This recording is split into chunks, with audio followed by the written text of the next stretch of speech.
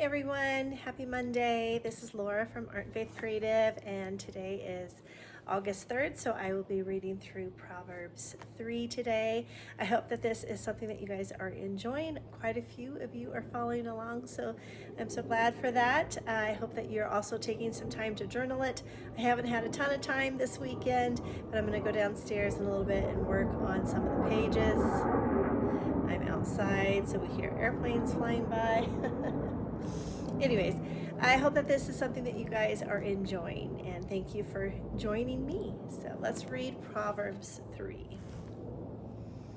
Now, Proverbs 3 is actually has some verses in there that are my favorite in the entire Bible. So you probably know them already too.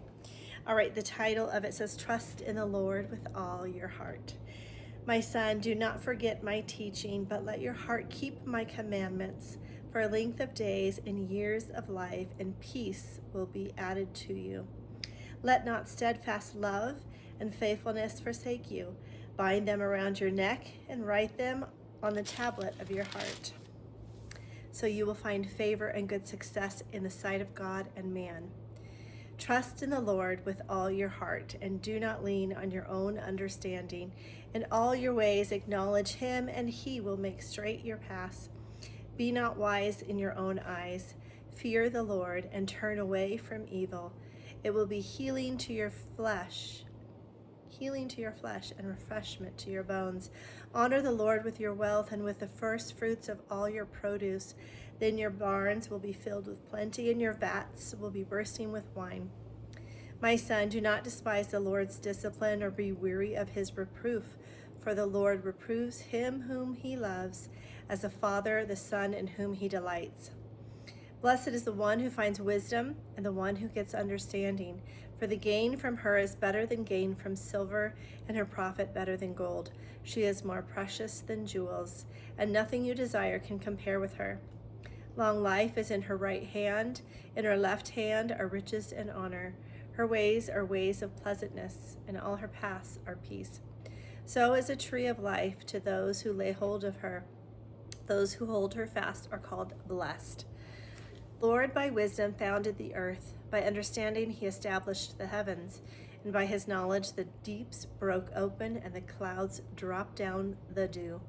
My son, do not lose sight of these. Keep sound wisdom and discretion, and they will be life for your soul and an adornment for your neck. Then you will walk on your way securely, and your foot will not stumble. If you lie down, you will not be afraid. When you lie down, your sleep will be sweet. Do not be afraid of sudden terror or of the ruin of the wicked when it comes, for the Lord will be your confidence and will keep your foot from being caught. Do not withhold good from those to whom it is due when it is in your power to do it. Do not say to your neighbor, "Go and come again. Tomorrow I will give it," when you have it with you. Do not plan evil against your neighbor who dwells trustingly beside you. Do not contend with a man for no reason when he has done you no harm. Do not envy a man of violence, and do not choose any of his ways. For the devious person is an abomination to the Lord, but the upright are in his confidence. The Lord's curse is on the house of the wicked, but he blesses the dwelling of the righteous. Toward the scorners he is scornful, but to the humble he gives favor. The wise will inherit honor, but fools get disgrace. So, some of my favorite verses of all times are from Proverbs 3, 5 through 7. Trust in the Lord with all your heart, and do not lean on your own understanding, which is what we probably do on a daily basis.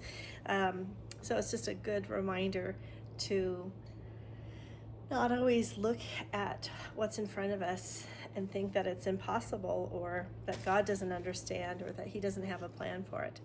And it says, in all your ways, in everything you do, acknowledge him, and he will make straight your paths. That doesn't mean that the path is going to be easy, but he will give us guidance through the hard and good things. So the commentary here for Proverbs 3:5 It says, trust in the Lord. Rely entirely upon the Lord's word and promises as he revealed through the sage. Lean and understanding. The text warns against relying exclusively on one's own understanding, but does not prohibit using it. So obviously we need to, we're asking for wisdom, especially in Proverbs, that's what it talks about. But it also doesn't mean to set that aside and not think about, what we're doing. Acknowledge him, says, the practical expression of the mind that submits to God and knows him. And then, for he will make straight your paths. It says the straight path is the path of the righteous that leads to life and is to be contrasted with a crooked path that leads to death. So I hope that this blesses you today, and I will be back tomorrow. If you guys have any questions, or if you still want that PDF, I know a lot of you have emailed me and asked for that PDF, so I can send it out to you. That PDF does not have anything about Proverbs. It's just about my art and faith journaling that I started back in 2025, and just kind of a simplified Bible journaling thing that you don't need all kinds of stickers and cute things. It's really just about getting into God's Word and having a pen or some watercolor or something very simple to be creative with. So have a great day, everyone, and I will see you back here tomorrow.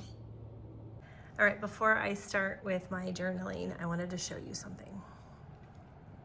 Yes, you probably know what this is.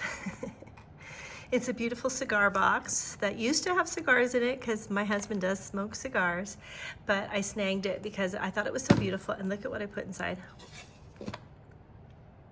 Ah! Those are all my Kuretake watercolors, and there's 2 rows, so there's some underneath, and I love it. And I don't know that I'll take it with me anywhere, but I just love having them all in one place.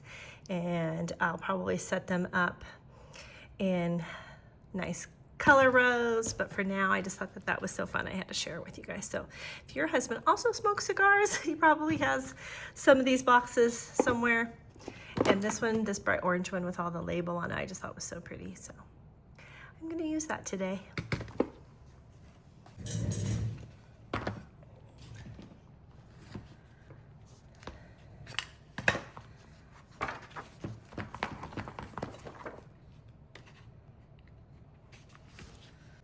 I also have my gouache palette, which is fun. This is such a great size for traveling. I tell you, these art toolkits, that's what this is, are fantastic. So I love how many colors you can get in here with the little squares. And really on a trip, unless you're gone for a very long time and doing a lot of painting, you're not gonna go through all the paints, even these small ones. So it's just such a easy thing. And it fits in both of my traveler's notebooks, super easy. I have 2 pockets right here for like pictures and business cards, but then this fits perfectly right there. Look at that. And this is my A5, my new A5 size, and it actually fits in the original size that we just made a new inside for, but it fits in there as well. So just fun little tidbits here. I think I'm going to also continue what I've been doing with the other pages in here where I do a border. So I probably will do that around the Bible verses. So before I start, I will probably erase the lines. So that's what we'll do first. I think I'm going to do this light green color. So we'll grab some paint. We're going to get it like a cream consistency. All right, what should we do?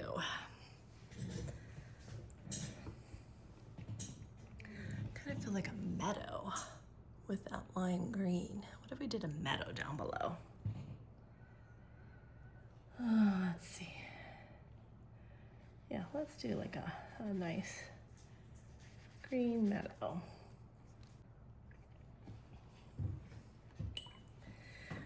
So since we have a meadow, do we want flowers kind of coming up? I think we do. So if we want some flowers coming up, I'll do a little bit darker green and just start putting in, maybe with a smaller brush. Let's see, this is a 6. I'll probably do like a 4. Let's see here. It's a Royal Princeton and it's a 2. But that's going to be a good size for the stems of the flowers.